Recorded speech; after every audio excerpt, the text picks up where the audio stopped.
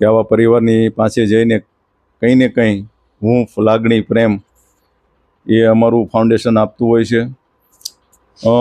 રૂપેશભાઈ, બીજું કંઈ તમારે? આપણે એક ભગવાનને એટલી જ પ્રાર્થના કરીએ કે આવી પીડા કોઈને ન આપે. નહીં ભગવાન આવી પીડા કોઈને નહીં આપે. એની કરતા તો શાંતિથી બેહાડી રાખે ને એ સૌથી સારું. બાકી એક વાર તાર લાચારી આવી જાય ને અશોકભાઈ, પછી શું કરવું એ સૌ અનુભવ થાય કે જીવક મરી જાવ આની કરતા. પેપર વાંચું ક્યારેક એમ થાય કે કેન્સર વાળા આત્મહત્યા કરી લે. હું એવો માણસ નથી.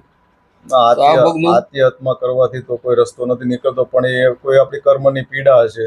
જો કે ઘણી વખત કર્મની વાતો કરીએ છીએ ને, તો ઘણી વખત હું પણ ઘણી વખત નથી મને એ લાગતું કે કર્મની પીડા. તો તમારા ઘરમાં બા છે, તમારા વાઈફ છે, તમારી દીકરી છે, 2 દીકરીઓ છે, તમે 5 જણાનું પરિવાર છો, તો શું બધાના જ કર્મો ખરાબ હશે કે તમને આ બધાને એક સાથે ભેગા કર્યા છે? ઘણી વખત કર્મો ઉપર પણ આપણને કહેવાનું મન થતું હોય છે કે બા, તમારા આંસુ, તમારી પીડા, તમારા શબ્દો અમને ઘણું ઘણું કહી જાય છે કે આજે આ ઉંમરે તમારે આ કામ કરવું પડતું હોય છે.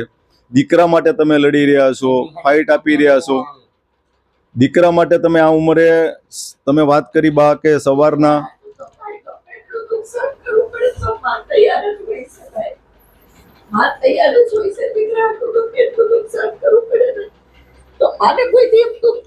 શારીરિક દુઃખ નથી લાગતું ભાઈ, કોઈથી શારીરિક દુઃખ માને નથી લાગતું. દીકરા પહેલો દીકરો એની નજર આપણે સહી સલામત હોવો જોઈએ કે મારો દીકરો ક્ષેમ કુશળ છે, ભલે કામતો હોય નો કામતો હોય પણ હાજર નરવો હોય. એટલે માને એમ થાય કે ભગવાન, મારા દીકરાને કાજા ચડી જવું છે, મારી જિંદગી પણ તોડ નહીં નાખતો, મારું જીવન ઝેર બની જાય. હા બા, તમારી વેદના અમે પીડા સમજીએ છીએ કે તમારી સામે તમારો દીકરો આ લાચાર પરિસ્થિતિમાં આ પીડા ભોગવી રહ્યો છે. તમારા શબ્દોમાં મને એક બહુ ઝટકો આપી ગયો કે તમે હમણાં થોડી વાર પહેલા કીધું ને કે સૂકો રોટલો ખાવો ઈ ખાઈ લે, શાંતિ નો હોવો જોઈએ ભાઈ. ભલે કોરો રોટલો અને સાસ કે પાણી, મીઠાનો ઘાઘરો મળે પણ શાંતિ નો હોવો જોઈએ પરિવારમાં. શારીરિક સુખ હોવું જોઈએ, શારીરિક સુખ હોવું જોઈએ.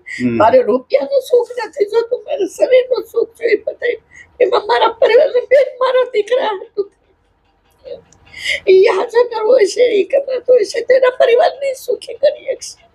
હા બા, આપણે સમજીએ છીએ આ 2 દીકરીઓ છે, એમનો આધાર બાપ હોય છે, પણ એ બાપા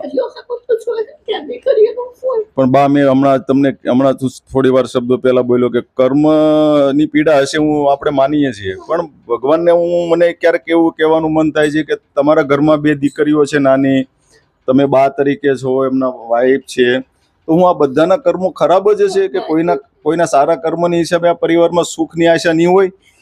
એ પણ એક ફરિયાદ કરવાનું મન થાય છે. રોજ પ્રાર્થના કરું, એ દાદા હું આમાંથી મારા દીકરાને ઉગાડી છે, મારે શાળા લઈ જાઉં, પરિસ્થિતિ એવી નથી, હું એટલે ક્ષેત્રમાં લઈ જાઉં. એને તો 2-3 વાર હું લઈ ગઈ દાદા. ગૌમૂત્ર તે તો બાપુએ જળ આપ્યું, તેલ આપ્યું, ત્યાંથી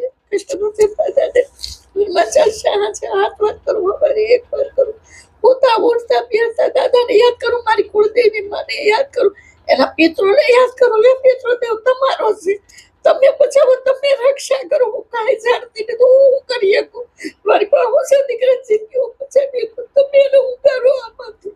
મારી કુળદેવી હનુમાન દાદાને કહું, તું કરજો નો રાજા છો, ત્યારે તું આ બની છો, તું કોણ જોઈએ? હા બા, કેમ નહીં? થોડાક દી પહેલા પરમિટ કીધું, બેન ખાટુ શ્યામની માનતા કઈ ભાઈ હતું તે તું ખાટુ શ્યામના મંદિરે કે એનો નેગેટિવ રિપોર્ટ સારો નોર્મલ આવી જાય તો તું ખાટુ શ્યામના મંદિરે પગે લગાડ્યા છે. ખાટુ શ્યામ દાદાની માનતા કરી પબ્લિકની.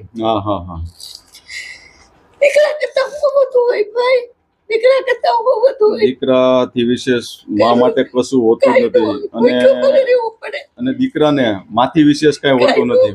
પણ કામ કરું, બધા 60-61 વર્ષ હું બેઠી હાલી નથી એકથી બેઠે કામ કર્યા કરું.